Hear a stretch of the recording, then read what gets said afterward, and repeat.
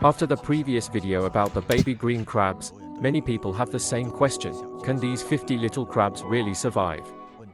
No problem. My friends, the one you see here, seemingly gone, is actually just an empty shell. It's the old skin shed by one of the little guys. Just like you, I also thought it was a lost little brother. But no. At least so far, I haven't found any crabs disappearing without a trace.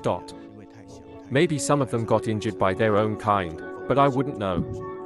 There are too many of them, and they are too small. Some are buried in the sand, some are hiding in brick crevices. It's hard to track them all.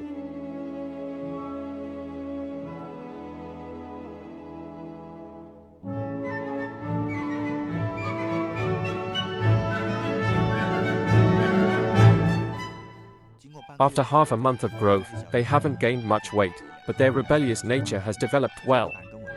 Now, they dare to challenge me. Whenever I get close and reach out, they try to fight me. Too bad their tiny arms look more cute than fierce. They have the attitude, but their strength hasn't caught up yet. If they were like this big guy over here, I'd show them some respect. These soft little fighters aren't rare either.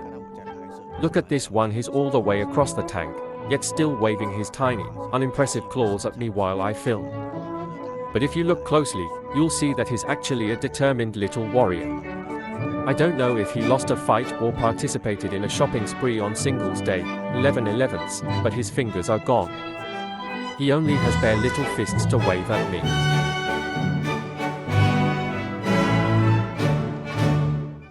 Later, I realized that whenever I start filming, and they notice, they all spread their arms wide, ready to defend themselves against my sneak attacks. After this period of adaptation, these little crabs have changed significantly. Now, when I drop snail meat into the tank, more of them come out to eat.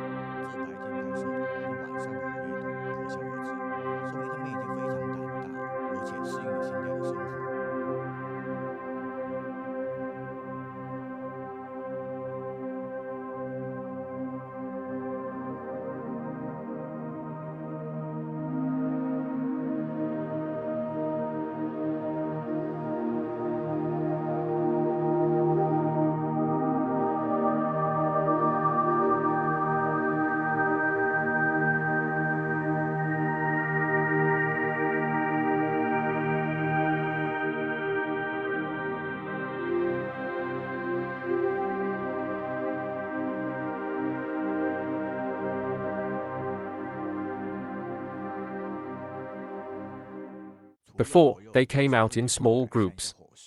Now, they swarm together. And they no longer grab food and run back into hiding. Instead, they eat openly on the spot. If this is how they behave during the day, imagine how active they must be at night.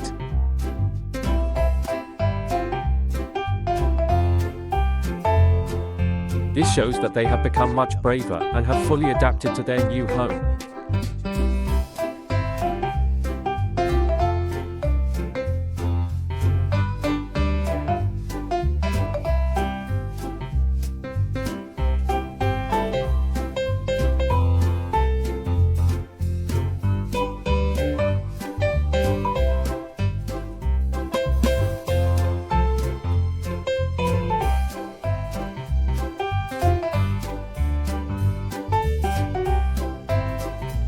Besides snail meat, I sometimes treat them to better meals like oysters or mussels.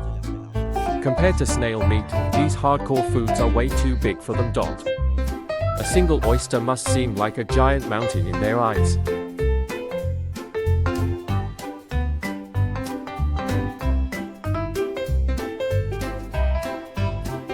All they can do is crawl on top and nibble away.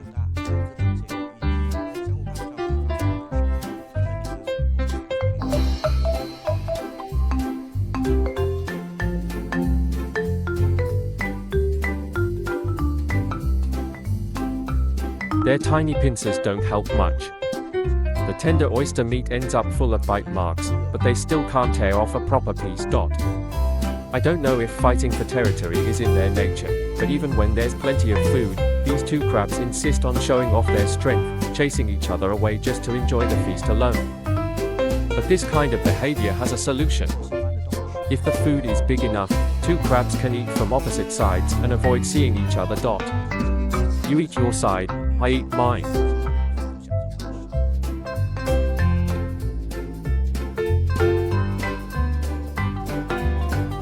Once they are focused on eating, others will also join in.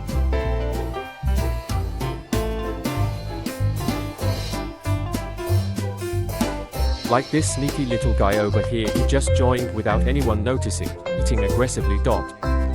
If the food is small enough to carry, they'll fight for it. It's all about strength. Whoever is stronger gets the meal.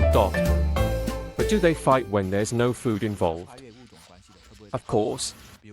Even when one is just chilling, another has to come over and pick a fight, only to get punched in the face and run away. What about fights across different species? For example, this clownfish. I originally placed this oyster shell in the tank as a hiding spot for the crabs. But the clownfish took it over without asking me. When other crabs try to move in, he defends his new home aggressively.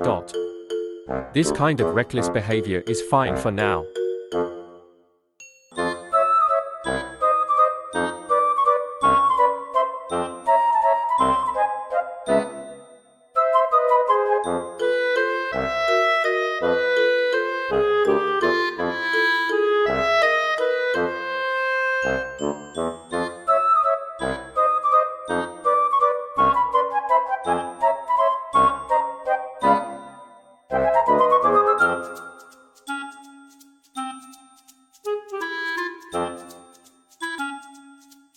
But give it another month, and we'll see who's really in charge. The 12th crab knew he couldn't win, so he gave up the shell and dug himself a new home in the sand. After half a month, some of the crabs have grown much faster than the rest. But how many have successfully molted? I don't know. I've only found 3 or 4 discarded shells. The rest were taken away by the crabs themselves. For example, this little guy is running away with an old shell as if he's afraid I'll steal it. Another one was hanging upside down on a white pipe. At first, I didn't know what he was doing. But looking closely, I saw that he was nibbling on an old skull from one of his molted buddies.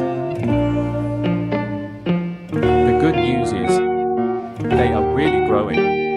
With the naked eye, you can clearly see they're getting bigger.